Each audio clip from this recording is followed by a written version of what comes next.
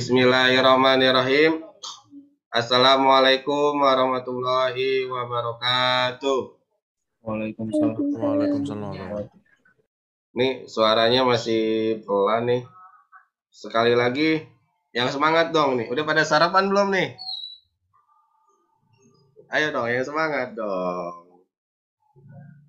Bismillahirrahmanirrahim. Assalamualaikum warahmatullahi wabarakatuh.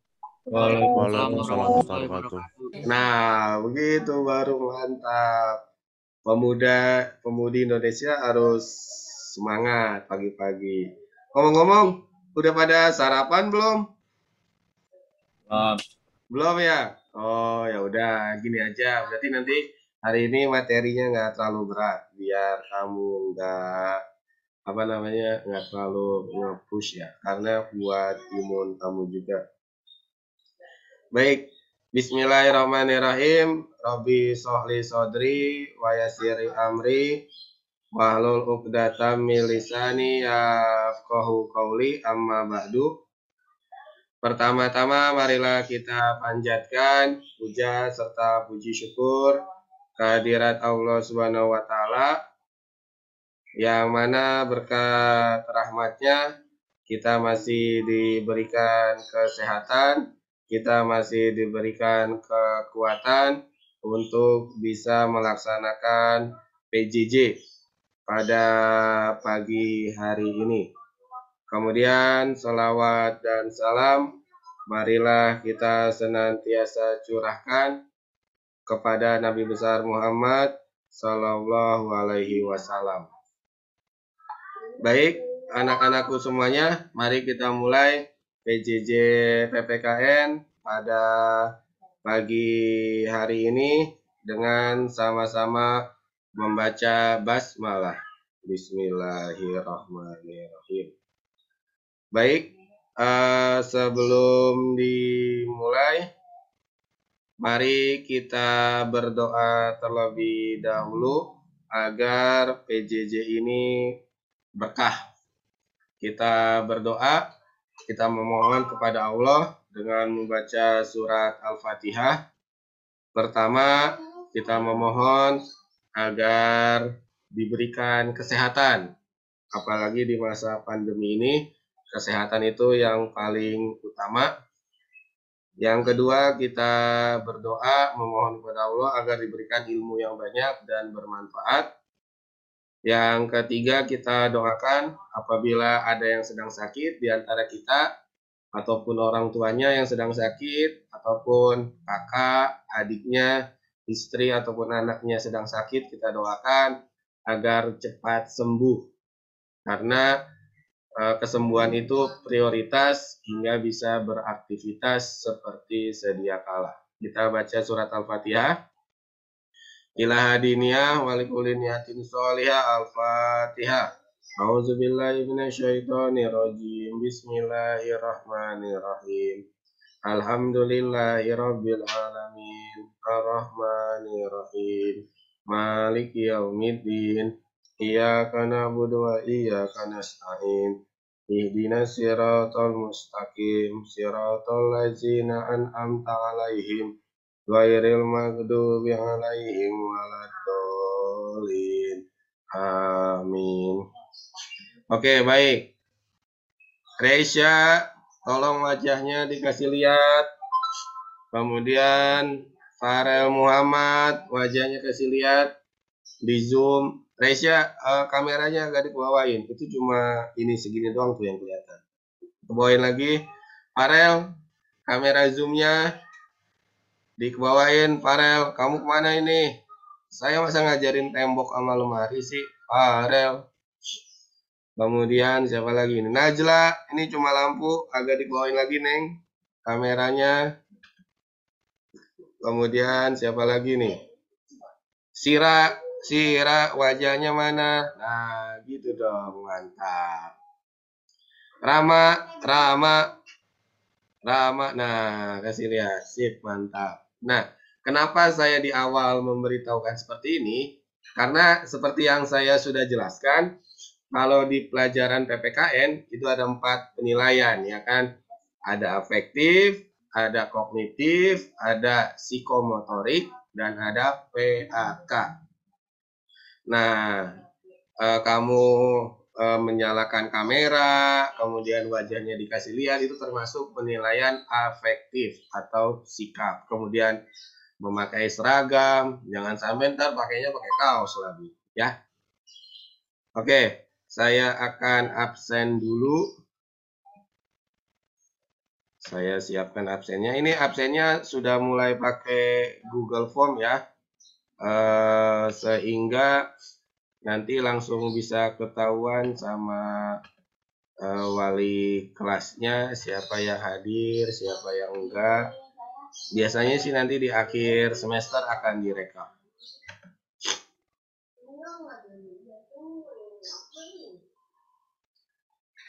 Oke, saya absen dulu. Sekarang hari Selasa.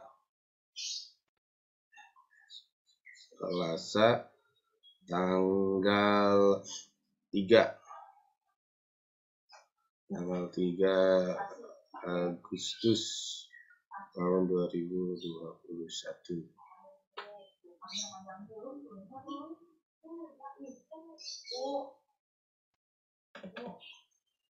Dandi. Hadir Pak. Oh, saya izin dulu deh Pak. Oke, Dandi. Kemudian Aisyah, Maulidia. Hadir Pak. Aisyah ada. Alif. Tadi ada Alif. Hadir Pak.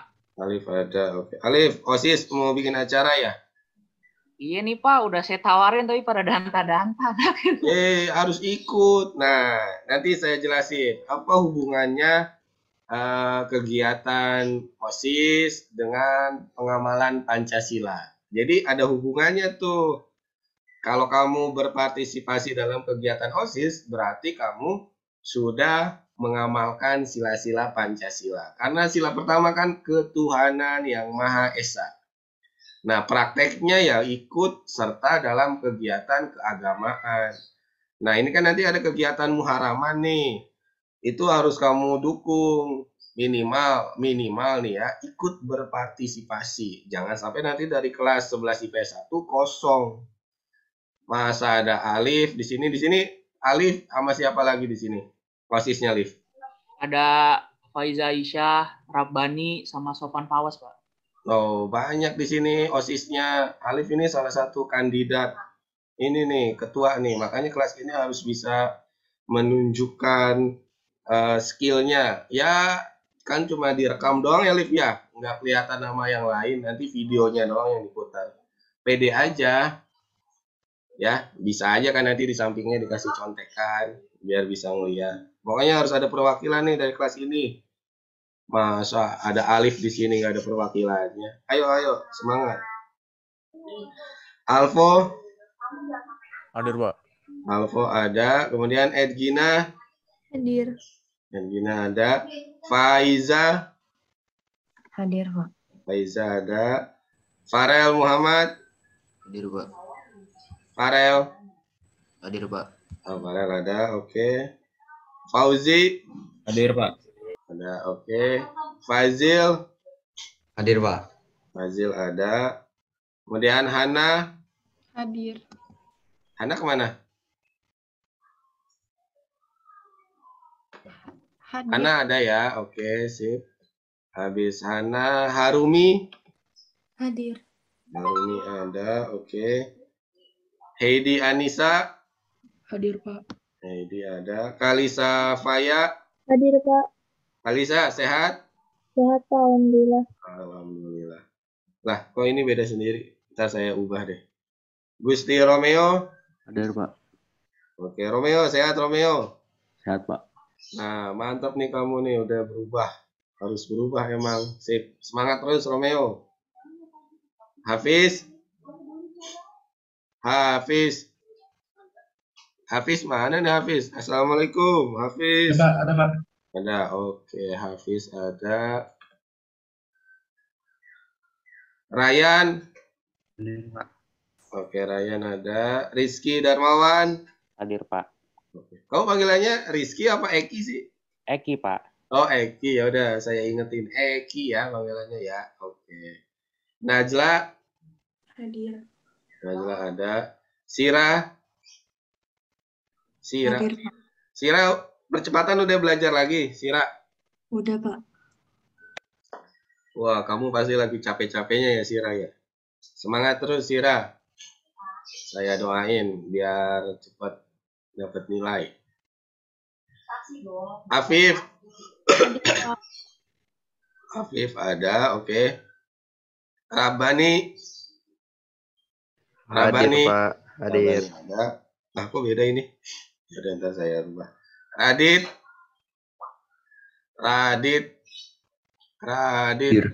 Oh, yes, Radit. Nah, mantap nih Radit nih. Radit harus berubah ya, Radit ya. Kamu pasti bisa, Radit. Rakan. Hadir, Pak. Rakan ada. Rakrian. Rakrian tadi kata Bu Sri izin vaksin sih di grup. Jadi Bapak Ibu guru itu ada grup untuk menginformasikan siapa yang hadir, siapa yang enggak. Kemudian kalau ada yang agak-agak aktifnya kelewatan ketika ngajak, nah nanti di grup juga dikasih tahu. Rama ada, oke. Revi ada. Reisha ada. Rikael Mahdi Hadir, Pak.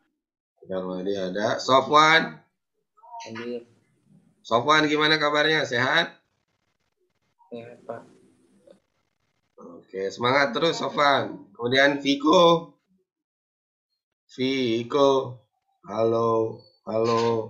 Viko, assalamualaikum. Nih Viko udah 2 kali nih nggak ada pelajaran saya nih. Viko Ciza di Zoom. Yeri. Hadir, Pak. Yeri ada. Kemudian Zalika. Hadir, Pak. Zalika ada. Fikar. Hadir, Pak. Ada, oke. Berarti yang tidak hadir Viko, kemudian ya Viko aja yang tanpa keterangan.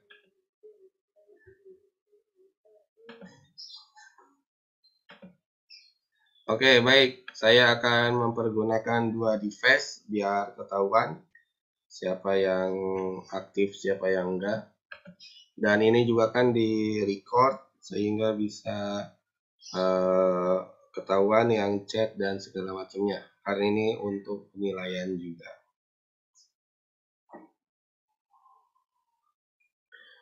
Oke, baik. Silakan dibuka buku paketnya.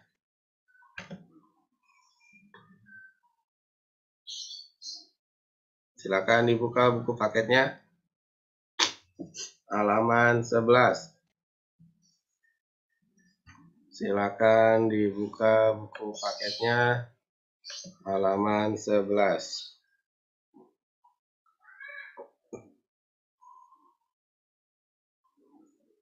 Oke, baik. Sudah dibuka semuanya? Ayo dibuka dulu. Ini ada chat Zoom nih. Dari siapa? Pak, izin ke toilet, Mikael. Oke, silakan. Silakan dibuka buku paketnya halaman 11.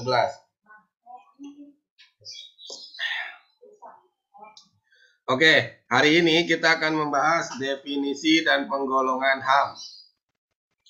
Silakan dibuka buku paketnya halaman 11. Ayo dibuka buku paketnya halaman 11. Model pembelajaran hari ini adalah discovery learning.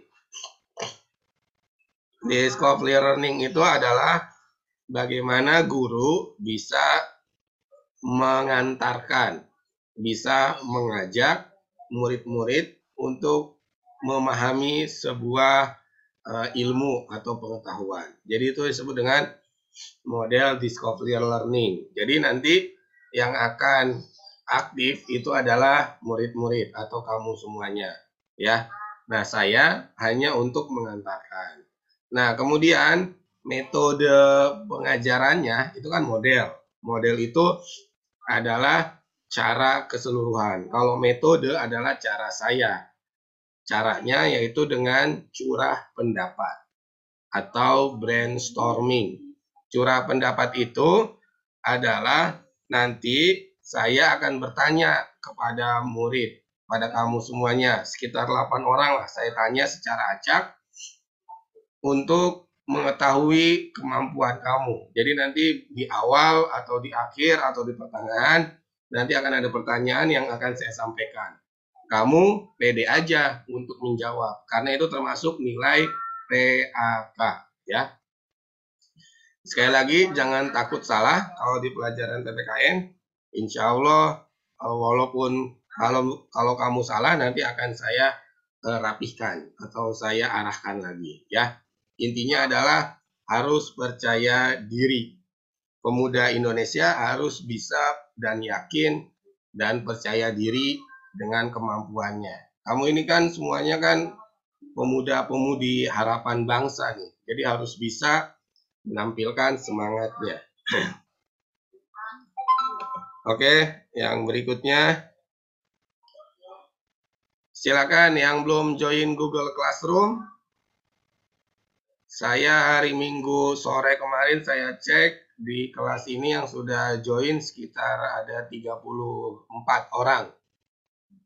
Ada 34 orang. Kenapa wajib join? Karena Google Classroom ini termasuk TPEC, Technological Pedagogical Content Knowledge. Dengan Google Classroom ini berarti nanti pembelajaran kita sudah menggunakan teknologi pendidikan. Nah, teknologi pendidikan ini termasuk syarat di pembelajaran abad 21. Kalau kita tatap muka, berarti nanti menggunakan infocus, menggunakan laptop, ataupun menggunakan iPad. Kalau di SMP-nya yang sudah aktif dengan iPad, berarti sudah paham. Apa itu TPEC, Technological Pedagogical Content Knowledge. Nah, di sini Google Classroom itu manfaatnya pertama, kamu bisa mempelajari kembali, mengulang kembali pelajaran-pelajaran yang sudah saya sampaikan. Karena semua materi itu sudah saya upload di Google Classroom. Materi hari ini aja udah saya upload dari hari Minggu kemarin. Ya, kemudian yang kedua, kisi-kisi soal PTS atau PAS akan saya kirim juga ke GCR, Google Classroom. Nah, yang terakhir nanti ada juga keterampilan yang harus kamu lakukan, kemudian upload ke Google Classroom. Mohon maaf nih, suara saya agak-agak serak. Oke, silakan join dulu. Saya kasih waktu 2 menit. Silakan join dulu. Saya kasih waktu 2 menit. Oke, ini aturan PJJ. Yang pertama adalah setiap tindakan murid akan mendapatkan nilai. Kan tadi di awal saya sudah bilang ada 4 kriteria penilaian. Pertama afektif. Afektif itu sikap. Kameranya dinyalakan, wajahnya dikasih lihat, kemudian juga menggunakan seragam, kayak gitu. Yang kedua adalah kognitif. Sebentar.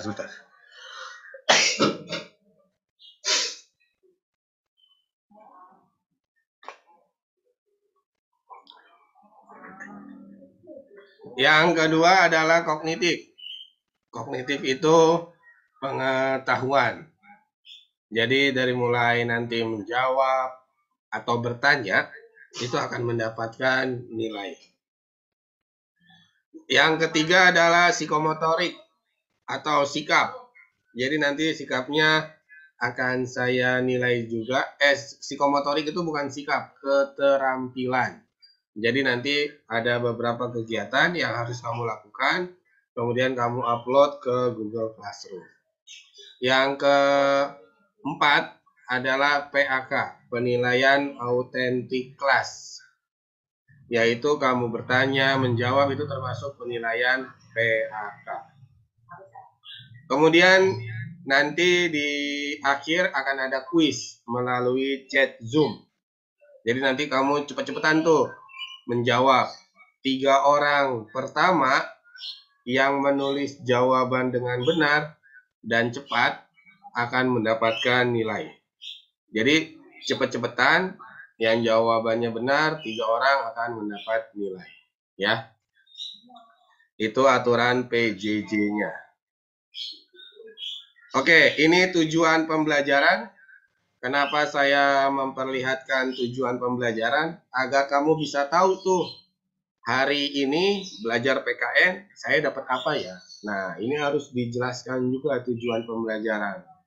Yang pertama adalah murid dapat peka atau peduli berkaitan tentang definisi dan penggolongan hukum. Ini penggolongan ini, bukan penggoongan, penggolongan HAM dengan benar. Jadi kamu nanti akan peduli itu artinya kamu mengerti dan mengaplikasikannya terkait dengan pengertian, definisi, dan penggolongan HAM. Yang kedua, kamu dapat menganalisis data tentang definisi dan penggolongan HAM dengan benar. Jadi nanti kamu bisa menganalisa tuh, oh kalau orang melakukan kegiatan ini yang merugikan orang lain, berarti ini termasuk pelanggaran HAM ya. Ataupun, oh orang menuntut gajinya dibayar, oh berarti ini termasuk kepada hak pribadi ya. Kayak gitu. Jadi yang kedua, kamu akan bisa menganalisa tentang pengertian dan penggolongan HAM dengan benar. Yang ketiga, kamu bisa mempresentasikan. Mempresentasikan itu artinya bisa ngomong, kemudian bisa bertanya terkait tentang pengertian dan penggolongan HAM dengan baik. Yang keempat, yang terakhir, murid dapat menjawab. Jadi ketika kamu sudah bisa menjawab, bisa ngomong tentang yang saya tanyakan, berarti kamu sudah bisa terhadap poin nomor 4 ini terkait dengan tujuan pembelajaran, yaitu murid dapat menjawab pertanyaan tentang definisi dan penggolongan HAM dengan benar. Sampai sini tujuan pembelajarannya. Paham? Oke, kalau paham saya akan masuk ke materi. Oke, coba lihat. Ini ada orang lagi demo di saat pandemi. Kemudian membawa spanduk. Tulisannya, karena pandemi hak HAM dilucuti oleh birokrat korupsi. Jadi waktu itu ini demo tentang bansos. Ada bantuan dari pemerintah yang dikorupsi. Padahal itu bansosnya untuk para masyarakat Indonesia yang terkena dampak dari pandemi COVID-19. Nah, pertanyaannya nih, saya mau milih 2 orang, 1 orang laki-laki, 1 orang perempuan. Apakah HAM, hak asasi manusia, masih dibutuhkan di negara Indonesia? Coba saya mau nanya ke Rikael, ini cuma kameranya doang. Rikael, kalau 10 menit lagi nggak join yang benar, saya taruh di waiting room ya, Rikael ya. Rikael, izinnya ke toilet tapi speakernya nggak dinyalain, kameranya juga yang join cuma kamera doang. Saya mau nanya ke Radit. Radit.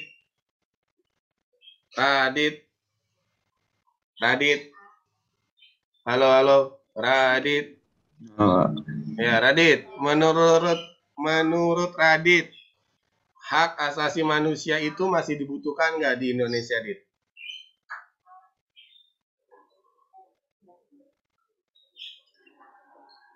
Ayo, Dit. Radit.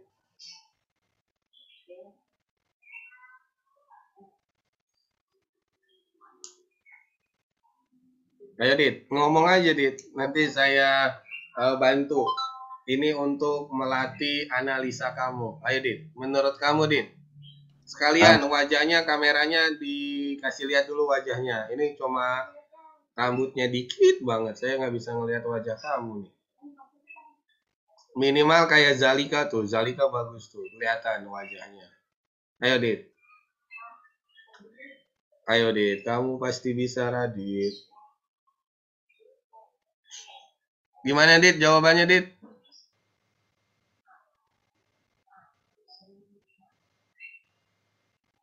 Ngomong aja, Dit. Nggak apa-apa. Jangan takut salah. Nggak tahu. Kenapa ini? Kamu baru bangun ya? Ya udahlah, kalau Radit udah nyerah. Saya mau ke Romeo. Gusti Romeo. Romeo. Halo. Ya, Pak. Ya, Romeo. Romeo, wajahnya kasih lihat dulu. Romeo.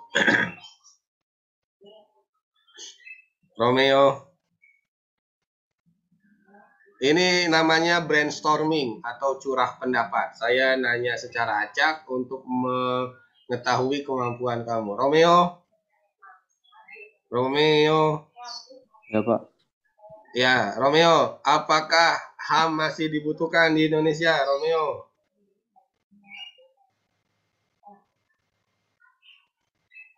Romeo. Ayo jawab aja. Gimana, Romeo? Romeo, gimana? Menurut kamu HAM masih dibutuhkan nggak di Indonesia? Tenang, jangan takut salah. Nggak akan saya salahkan. Ayo, menurut kamu HAM masih dibutuhkan nggak di Indonesia, Romeo?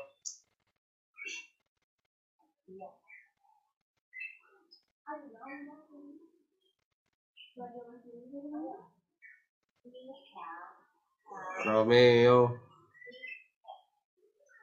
Hari ini itu kita nggak ada tugas ya.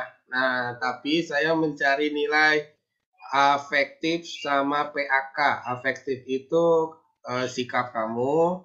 Yang kedua PAK, menjawab atau bertanya ya. Jadi hari ini saya mencari nilai afektif dan PAK. Ayo Romeo, jangan takut salah. Oke, Romeo sudah 2 menit, kita ganti. Saya mau ke Alfo. Ya,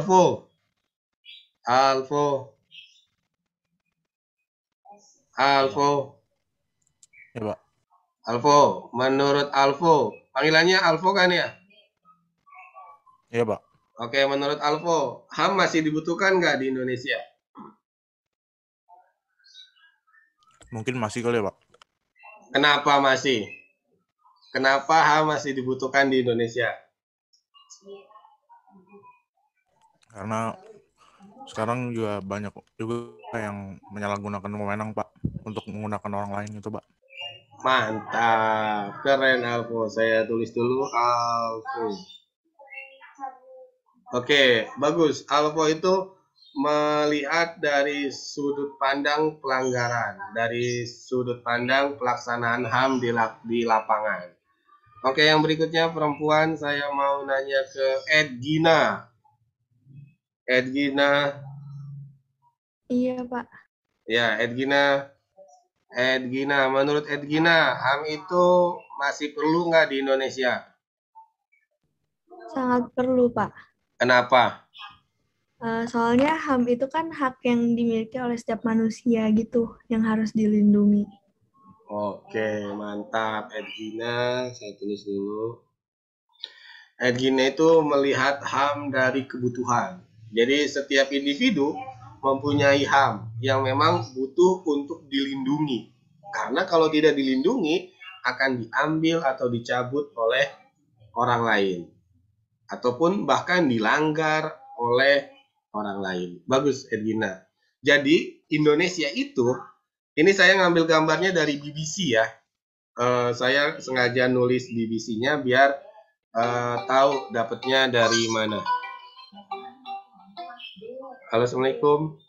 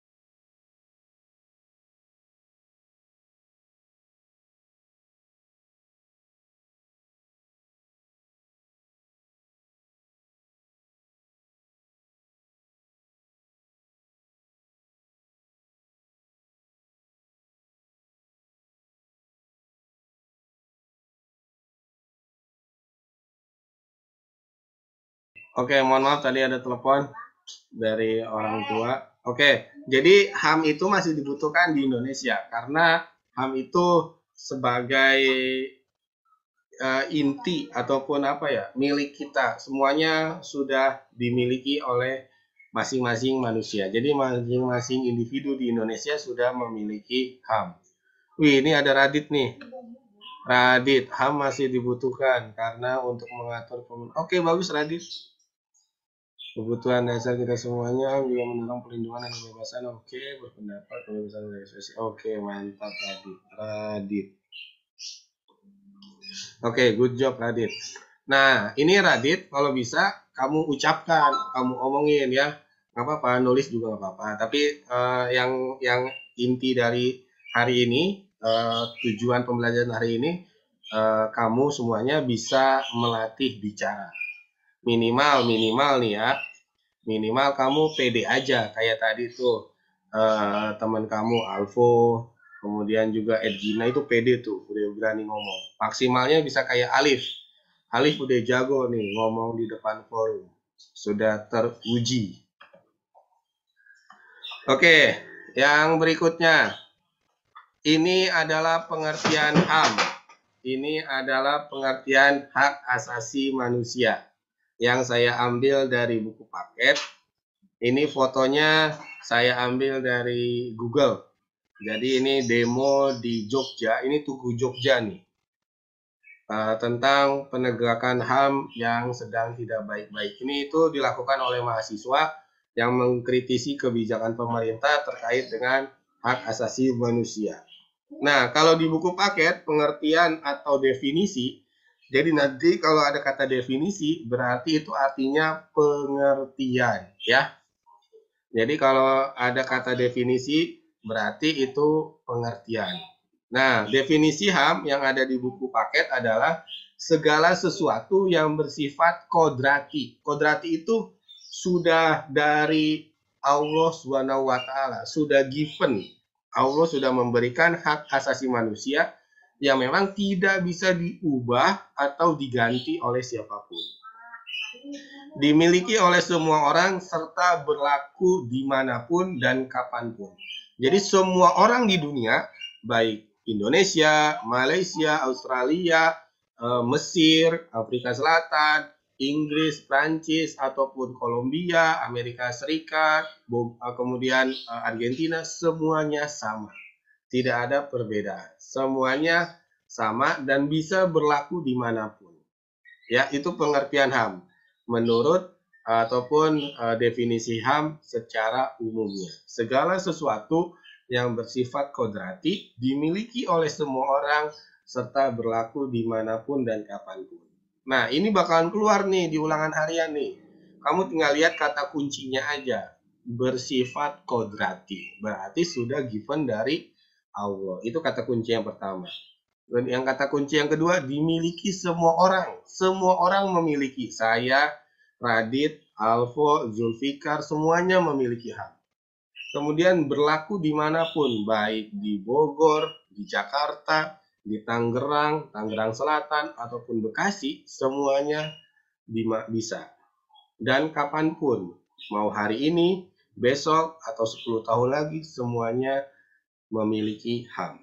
Ya, itu pengertian HAM secara umum. Yang kedua adalah pengertian HAM menurut John Locke. John Locke ini dia adalah sebenarnya lebih tokoh ke arah politik. Tapi dia juga pernah membahas tentang hak asasi manusia. Ini gambar John Locke. Dia salah satu tokoh penting dalam ilmu politik, tapi salah satu kajiannya juga tentang hak asasi manusia.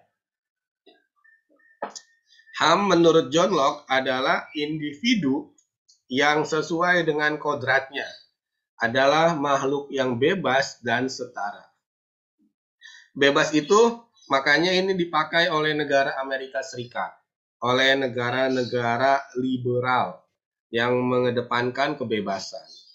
Siapa saja boleh melakukan, kapanpun dan dimanapun. Itu yang dilakukan oleh negara Amerika Serikat serta negara-negara liberal lainnya. Nah, kalau di Indonesia ada norma. Norma itu ada norma agama, norma kesopanan, kesusilaan, norma hukum yang memagarinya. Memagarinya itu untuk menjaga agar jangan sampai melanggar hak orang lain. Contohnya nih, kalau misalkan ini contoh ya, misalkan Fikar. Zulfikar, halo, mana nih wajahnya nih? Nah, Fikar, misalkan Fikar punya mobil Lamborghini, misalkan, amin ya Allah. Misalkan Fikar punya mobil Lamborghini, ditaruh di halaman rumahnya. Jam 12 malam, Fikar nyalain mesin mobilnya untuk dipanasin. Ceritanya dipanasin. Fikar pencet atau injek gasnya sekenceng-kencengnya, hingga mengganggu tetangganya yang sedang istirahat. Mobilnya memang mobil Fikar. Hak Fikar untuk bisa memiliki mobil Lamborghini. Halamannya halaman Fikar juga. Hak Fikar untuk bisa ataupun mau ngapain. Tetapi ada hak tetangganya yang diganggu. Hak tetangganya untuk istirahat. Karena Fikar nyalain mobilnya, manasin mobilnya jam 12 malam. Ketika tetangganya sedang istirahat. Nah, itu bedanya hak asasi manusia yang bebas di Amerika Serikat dengan hak asasi manusia yang bebas di Indonesia. Jadi masing-masing wilayah ada aturannya. Sama kayak di Amerika Serikat itu kasus kulit hitam yang dipiting atau dicekek lehernya oleh polisi hingga mengakibatkan demo yang banyak. Nah, itu pun sama. Di Indonesia kasusnya yang terbaru kemarin ada oknum Angkatan Udara yang menginjek kepala masyarakat Papua. Satu orang Papua diinjek kepalanya karena berontak. Tapi akhirnya dia minta maaf, oknum Angkatan Udara itu. Karena dia merasa bersalah dan dia minta maaf langsung. Itulah seorang kesatria yang berani mengakuinya. Jadi ini pengertian HAM menurut John Locke. Oke Aisyah, silakan. Jangan lama-lama ke kamar mandinya. Yang berikutnya adalah definisi kewajiban. Tadi tentang HAM, sekarang kewajiban. Jadi definisi kewajiban itu adalah kewajiban dasar manusia yang ditekankan dalam Undang-Undang Nomor 39 Tahun 1999 sebagai seperangkat kewajiban yang apabila tidak dilaksanakan tidak memungkinkan terlaksana dan tegaknya hak asasi manusia. Jadi antara hak dan kewajiban itu berjalan beriringan, sama, tidak ada yang kecil atau rendah, semuanya sama. Jadi jangan sampai haknya besar, nuntutnya banyak, tapi ketika disuruh sedikit, kecil. Nah, ataupun sebaliknya, disuruh mau dijadikan bahasanya dijadikan budak, disuruh ini suruh itu, tapi dikasih haknya, dikasih gajinya sedikit. Jangan sampai terjadi hal seperti itu. Jadi harus seimbang. Contohnya nih, saya hari Selasa jam pertama masuk di kelas 11 IPS 1. Itu kewajiban saya. Ketika saya tidak masuk, maka kamu bisa laporan ke wali kelas. Bu, Pak Isa nggak masuk nih, Bu. Kenapa ya, Bu ya? Nah, karena itu hak kamu untuk mendapatkan ilmu pengetahuan. Sedangkan kewajiban saya adalah ngajar di kelas 11 IPS 1. Jadi, antara hak dan kewajiban itu harus sama. Ketika saya sudah ngajar, nanti di akhir bulan saya akan mendapatkan gaji ataupun mendapatkan uang. Nah, itu hak dan kewajiban. Jadi jangan sampai saya ngajar terus, ternyata nggak digaji. Nah, itu sudah tidak sesuai antara hak dan kewajiban. Ataupun sama, kamu mendapatkan ilmu. Nah, kewajiban kamu adalah belajar dengan sungguh-sungguh. Kewajiban orang tua adalah membayar SPP. Itu hak dan kewajiban. Sampai sini, paham tidak? Paham, Pak. Halo, paham gak nih? Ada yang mau ditanyakan? Ayo, yang bertanya dapat nilai PAK. Ada yang mau ditanyakan? Oke, ini diam-diam apakah paham atau enggak saya juga bingung. Pak, saya mau nanya, Pak. Oke, mantap ini. Saya sangat senang sekali ada yang bertanya. Oke, gimana? Tadi kan Bapak sempat nerangin kalau setiap manusia itu Ini Faiza ya? Saya tulis Iya, Pak. dulu. Faiza, kamu bertanya. Oh, nilainya tinggi nih PAK-nya. Oke, gimana Faiza? Tadi kan Bapak sempat nerangin kalau setiap manusia itu kodratnya kan punya HAM ya. Iya. Tapi kalau ada manusia yang ganggu HAM orang lain kayak bersifat rasis gitu, orang yang rasisnya itu tetap berhak punya hak asasi manusia nggak, Pak? Oke, mantap pertanyaannya Faiza. Ini terkait dengan fenomena yang terjadi. Saya 2 hari yang lalu sempat lihat-lihat media sosial ya, Instagram, Twitter, ataupun TikTok. Jadi gini, yang namanya rasisme di seluruh dunia ya, kita bukan berbicara di Indonesia saja. Rasisme di seluruh dunia itu dilarang. Rasisme itu, ras, adalah mengklasifikasikan atau memeringkatkan ras manusia. Ras manusia itu bisa dilihat dari warna kulit, bisa juga dilihat dari rambutnya, ataupun posturnya. Jadi lebih ke arah fisik. Jadi menganggap ras yang misalkan yang berkulit putih lebih baik dibanding ras berkulit hitam. Bahkan kalau di dunia olahraga, kalau kamu suka nonton bola ataupun suka nonton olahraga lari ataupun olahraga yang kayak Olimpiade sekarang, masih ada ternyata rasisme. Yang terakhir itu ada pemain bola kulitnya hitam dilempar pisang. Berarti kan dia penonton itu sudah bertindak rasis terhadap pemain bola berkulit hitam. Karena menganggap pemain bola tersebut ibaratnya sama kayak hewan ya.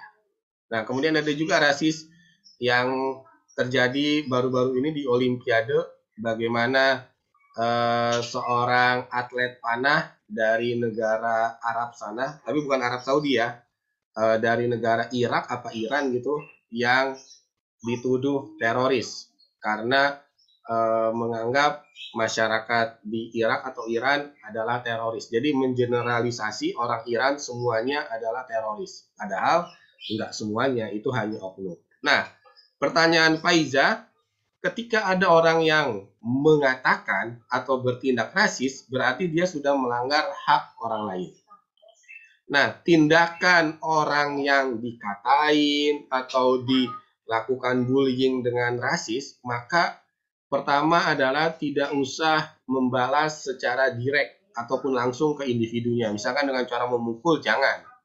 Tapi laporkan saja ke pihak berwajib untuk ditindaklanjuti. Kemudian, biasanya nanti akan mendapat dukungan ketika sudah mulai masuk ke ranah hukum. Nah, kemudian yang kedua adalah kalau misalkan kamu kesel banget, tinggal samperin orangnya, diajak ngobrol. Diajak ngobrol secara baik-baik. Kenapa diajak ngobrol? Kalau misalkan kamu emang kesel banget ya, daripada berantem, mendingan diajak ngobrol sambil ngopi atau sambil ngemil, ataupun diajak diskusi lah terkait dengan rasis itu. Jangan lakukan ini kepada saya, karena kita itu sama, hak kita sama, kewajiban kita sama. Apalagi kalau kamu sama teman sekelas atau teman seangkatan, ajak ngobrol aja.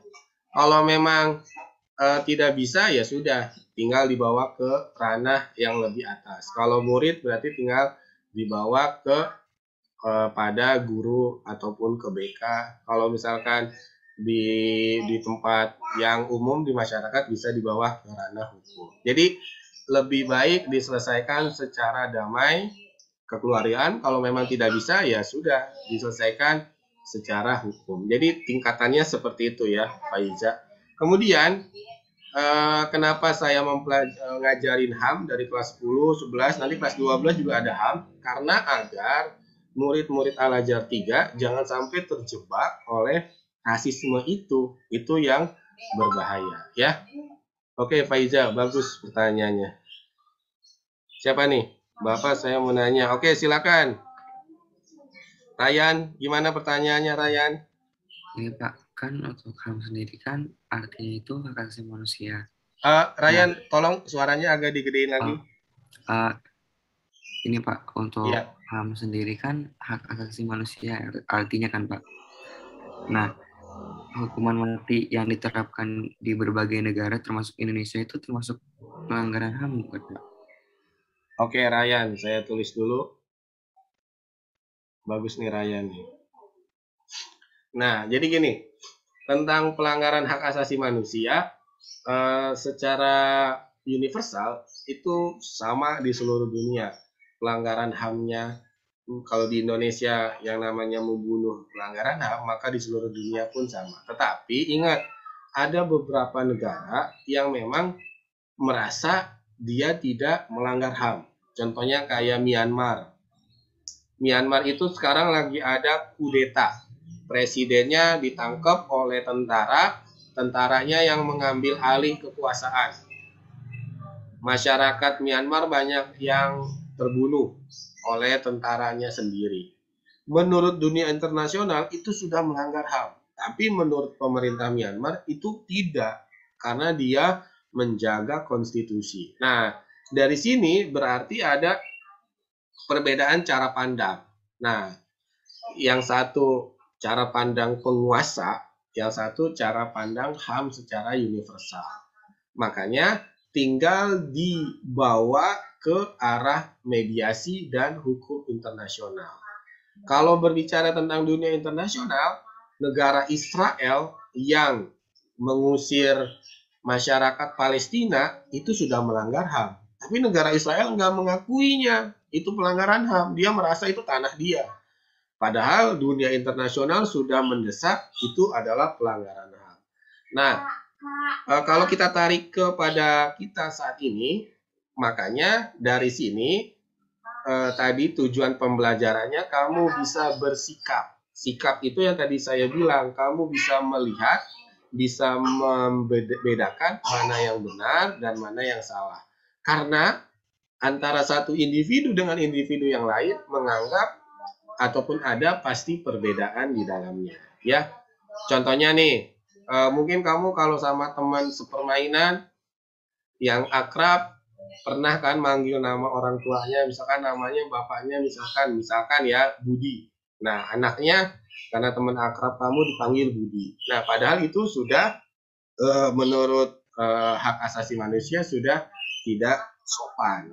Tapi karena teman kan, biasa Pak, ini teman saya, orang dari dulu saya suka ngecengin bareng segala macam. Nah, itulah cara pandang yang berbeda yang memang harus disikapi. Nah, tujuan belajar HAM agar kamu bisa menyikapi hal-hal tersebut. Sehingga nanti ketika kamu jadi pemimpin atau jadi tokoh di Indonesia, kamu bisa memahami, oh ternyata faktornya seperti ini. Jadi tidak melihat dari satu sisi saja. Kalau kata seorang tokoh, don't judge book by the cover. Jangan melihat atau menjudge buku dari covernya aja, tapi dipahami lebih mendalam. Jadi gitu ya Ryan ya. Bagus pertanyaannya Ryan. Oke, saya lanjutkan, ini waktunya tinggal sebentar lagi. Nah, ini hubungannya hak dan kewajiban. Hak dan kewajiban itu saling berkaitan. Yang kedua, memiliki sebab akibat. Kalau haknya dilanggar, berarti kewajibannya pun sama. Jadi saling sebab akibat. Kemudian seseorang yang telah melaksanakan kewajibannya akan mendapatkan hak. Ketika saya sudah mengajar, maka nanti saya akan mendapatkan gaji. Hak saya gaji, kewajiban saya mengajar. Ya, itu hubungannya. Jadi laksanakan dulu kewajiban, baru akan mendapatkan hak. Jangan terbalik, hak dulu dipinta, kewajibannya belakangan. Jangan. Tapi kewajibannya dulu dilaksanakan, baru nanti akan mendapatkan hak. Oke, saatnya kita kuis. Karena waktunya sedikit, hanya satu pertanyaan aja. Siapkan chat Zoom-nya. Ayo. Siapkan chat Zoom-nya. Nanti akan saya lihat siapa yang 3 orang jawabannya benar. Oke, pertanyaannya adalah ditujukannya ke everyone ya, jangan ke saya, tapi nulisnya ke everyone. Oke, pertanyaannya adalah sebutkan contoh penggolongan HAM pribadi di masyarakat. Sebutkan contoh nyata penggolongan hak asasi pribadi di masyarakat. Ayo ditulis. Siapa yang 3 orang pertama yang jawabannya benar akan dapat nilai. Oke, ada Kalisa Faya. Saya cek dulu. Oke, Kalisa Faya benar. Kemudian Najla. Oke, kemudian Faiza. Oke, sudah ada 3 orang. Terima kasih. Karena ini waktunya sudah singkat, sudah habis. Hanya satu pertanyaan. Ini karena sudah di-record, nanti akan ketahuan siapa yang nulis. Oke, yang berikutnya kesimpulan. Coba Sira, Nasira, apa yang bisa kamu peroleh dari pelajaran hari ini? Hak Sira. asasi manusia sangat dibutuhkan. Terus apa lagi ya Pak? Oke, bagus Sira. HAM sangat dibutuhkan. Saya tulis dulu Sira. Oke, bagus Sira. Jadi itu kesimpulan yang bisa kita peroleh. Hak asasi manusia itu penting. Kemudian hak dan kewajiban itu saling berkaitan atau saling berhubungan. Sehingga kita harus melaksanakan kewajiban dulu, baru nanti akan ada haknya. Oke, terima kasih Sira. Good job. Nah, yang terakhir saya mau nanya ke ini nih, Fauzi, coba kamu pilih emoticon yang mana setelah belajar ini? Apakah setelah belajar HAM ini kamu tambah ngantuk, tambah marah, biasa aja Pak? Pilih yang mana emoticonnya? Ini namanya refleksi. Kamu pilih emoticon yang mana? Ayo pilih aja, Fauzi, nggak akan disalahin. Atau nangis karena nggak paham jadi nangis gitu. Pilih yang mana? Nggak kedengeran, Fauzi? Biasa aja Pak. Biasa aja, oke. Berarti yang mendatar ini ya, biasa aja. Oke, sekali lagi terima kasih. Nah, ini ada quotes dari Buya Hamka, dalam situasi apapun jangan biarkan emosimu mengalahkan kecerdasanmu. Jadi tetap pergunakan akal sehat, walaupun kamu lagi dibully, lagi dimusuhin, tetap jaga emosinya. Jangan sampai itu baru join itu. Apa? Itu baru join, Mbak. Oh gitu, oke. Jadi jangan sampai kecerdasanmu mengalahkan emosi kamu ya. Terima kasih dari saya itu aja. Mohon maaf apabila ada kesalahan. Terima kasih kelas 11 IPS 1. Good job. Ini presentasinya bentuknya saya ambil dari Slideshow. Terima kasih. Wabillahi taufiq wal hidayah. Assalamualaikum warahmatullahi wabarakatuh. Waalaikumsalam. Terima kasih, Pak. Oke, hostnya saya kasih ke Sira ya. Sira, kamu jadi host dulu. Oke, saya izin leave. Terima kasih semuanya.